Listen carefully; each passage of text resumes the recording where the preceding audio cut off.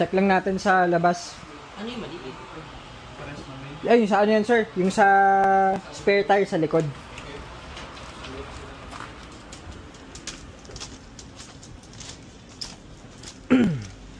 Okay, so good afternoon guys. Release natin yung unit nila sir na EcoSport 2018 top of the line titanium. Teka, nandito sa labas kasi dami pa pagawa dito sa ano, shop.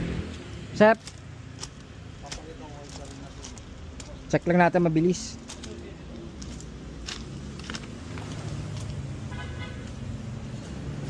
So, ayun no.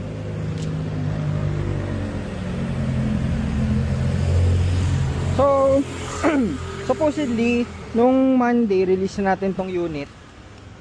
Kaso may, ano si sir, parang may, ano siya, hindi natin na-release nung Monday. So, ngayon, okay na. Ngayon, didiretso silang Zambales.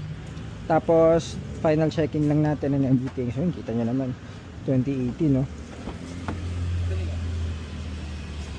Yan. So, freshness. Sunroof, push start, top of the line, syempre, leather seats. And yan, 55 lang yung original mileage nya.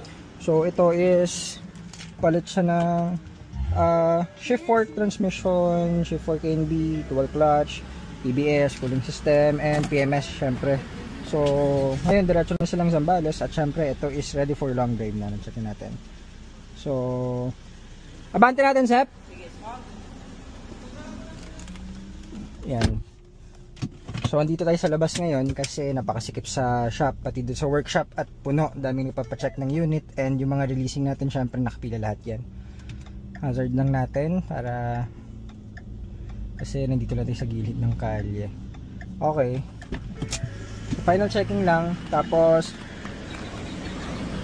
so explain ko lang yung ano. So mga features nya, yung headlights po, andito yung controls nya. Kasi kapag mga Japanese, usually nandito. So kapag mga American, European, ito po yung off. Park light, headlight. Tapos dahil top of the line, meron siyang automatic. Yung auto dimming kapag pag madilim, automatic mag-headlight kapag maliwanag. Apo, yes po. So kapag naka-on yan, ito po yung fog lights. Nakikita nyo naman dito. Tapos ito pong right, kapag yellow, rear fog lights. So ito hindi naman masyado ginagamit to, pero standard kasi yan sa mga American vehicles. Tapos syempre may controls dito sa infotainment. Ito po yung switch on and off.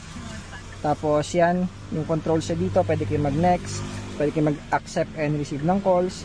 Sa aircon naman po dito, so ito lang yung on niya.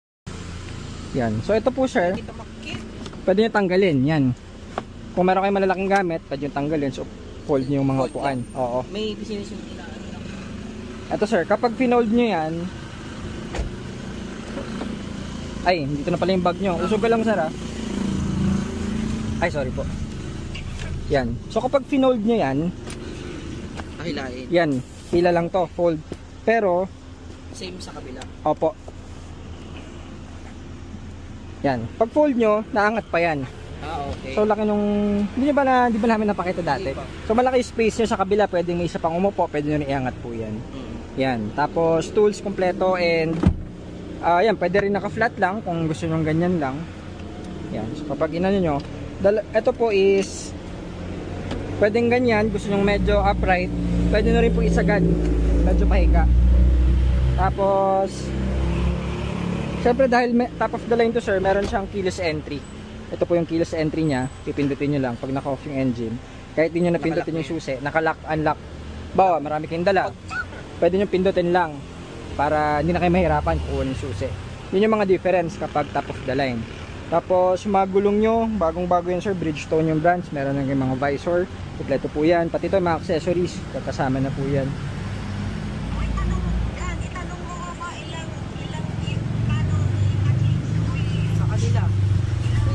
Pwede po, sa amin lang Pagkasabay dito sir? Cubao. Malapit lang, Cubao lang pala sila sir. Kapit bahay lang tayo Cubao lang pala. Ilang months, ilang kilometers daw? 5,000 po. 5,000. Or 6 months. Or 6 months. May mga garnish na rin to. Ayan, accessories. Kompleto na.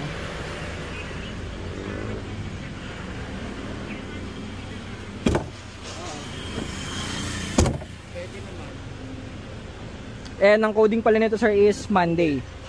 Ayun, nakita nyo sir yung goma nyo. May ano pa, may anong tawag doon? Yung may linya pang green. Ayun, oh, may parang brand new pa. Okay. May ano pa siya. Yung parang may mga markings pa siya. Kaya ang next nyo na palit niyan after baka 5 years na rin sabay dun sa ano nyo. Tagal na ulit. PMS 6 months. 6 months. Or 5,000. Sabay na rin sa change of marine. Opo. Ay hindi, yung gulong sir. Iba, matagal pa yan. Oo nga, Yung PMS lang. Pero normally, magkano gagastusin pag PMS? 5,500 lang sir, PMS. Tapos sa amin kapag may mga 10% off pa kapag sa amin galing yung unit. Tapos pag may mga problema